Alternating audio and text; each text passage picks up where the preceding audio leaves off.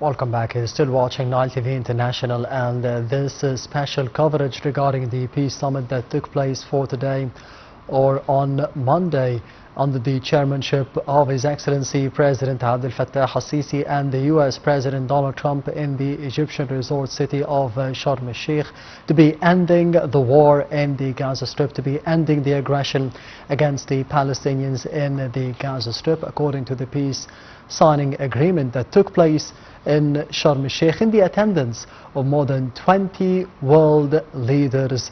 And we did see the speeches of His Excellency President Abdel Fattah al-Sisi and his US counterpart as well, following the signing of the peace agreement. And I'm honored to be having with me over the phone Dr. Monica William, the international relations expert, to be shedding more light on the developments of the summit. Dr. Monica, thank you very much for being with us tonight on Nile TV International. Thank you. Dr. Monica, of course, we did see the summit that took place in Sharm el-Sheikh under the chairmanship of His Excellency President Abdel Fattah al-Sisi and his American counterpart. How do you see the importance of such a summit, as the American president described it as one of the most important in the history of the region, and not just in the history of the Arab-Israeli conflict? Yes, in this world, a lot of topics or a lot of points that we can tackle regarding the Sharm el-Sheikh summit represented a very critical moment in the management of Gaza crisis, not only in terms of participation, but also in the political weight it carried, as you mentioned, bringing together representatives from different countries and different circles of Egyptian national security, including head of state, kings, and senior officials from across the world. So it's a summit reflecting broad international recognition of Egypt's central role in shaping regional stability at all, not in Israel-Palestinian cause, as you've mentioned. The presence of key global and regional actors, most notably President Donald Trump, and the sign of the Gaza peace plan, it provided the necessary political guarantee for a ceasefire agreement and helped it to elaborate from fragile trust to a framework with a commitment.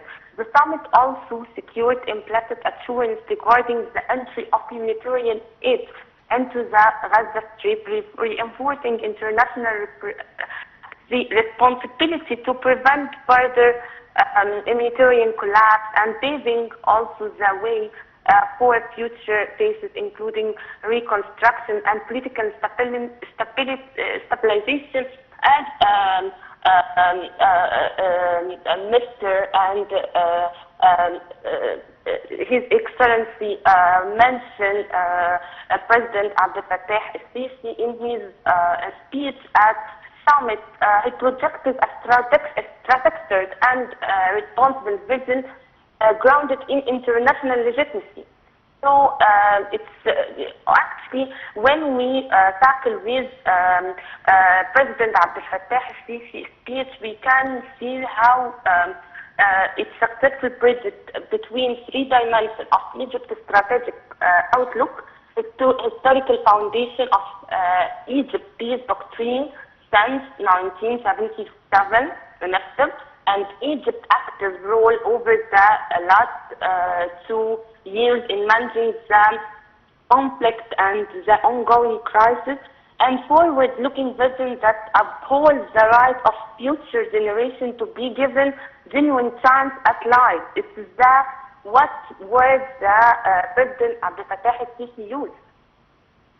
Yes, Dr. Monica, we have seen the exchanges between His Excellency President Abdel Fattah al-Sisi and his US counterpart Donald Trump for today, even at the beginning of the day until the conclusion of the peace summit that took place in Sharm el-Sheikh. And we have seen the US President referring to President Abdel Fattah al-Sisi as a great general, as a great leader, as a great president, as a friend of the US President Donald Trump. How do you see those exchanges, and could they be reflected within the bilateral ties between Egypt and the United States under both presidents for the future? Yes, the interaction actually between two presidents, President Trump and President Fattah al-Sisi, was notably as words. Their bilateral discussion reflected a relationship characterized by mutual respect and strategic alignment, especially in this file specifically, and consequent steps during Trump's first term in office. He reflected to how to tackle with President Abdel Fattah al-Sisi in different aspects.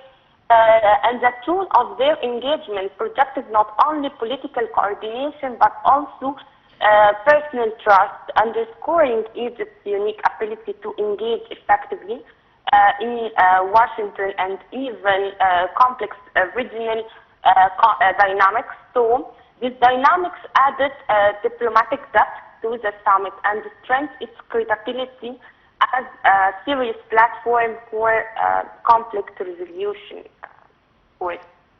Yes, Doctor, and we have seen the speeches of both leaders of Egypt and the United States, and they were both speaking after the conclusion of the signing ceremony of the step after for the people of the Gaza Strip, for the inhabitants of the Gaza Strip, the reconstruction of the territory and the cleaning process, according to the US President Donald Trump. How do you see the importance of the reconstruction phase, and who will be participating in this process? Because we have seen today more than 20 world leaders participating in the peace summit in Sharm el-Sheikh. Who do you think will be playing a pivotal role in the reconstruction of the Gaza Strip? Yes, as you mentioned, the reconstruction is a very important point that Sharm el-Sheikh summit tackled. The construction emerged as a crucial diplomatic initiative led by Egypt to address the humanitarian catastrophe in Gaza Strip and to reshape the political framework for the post-war phase.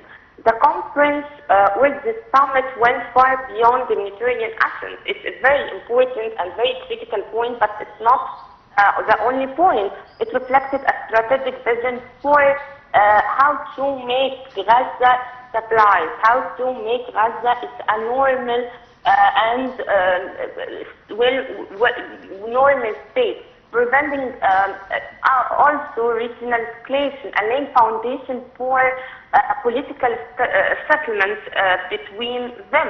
And of course, I guess, from different statements by President Abdel Fattah al-Sisi, that Egypt will hold a conference to the Palestinian factions to unify these Palestinian fronts.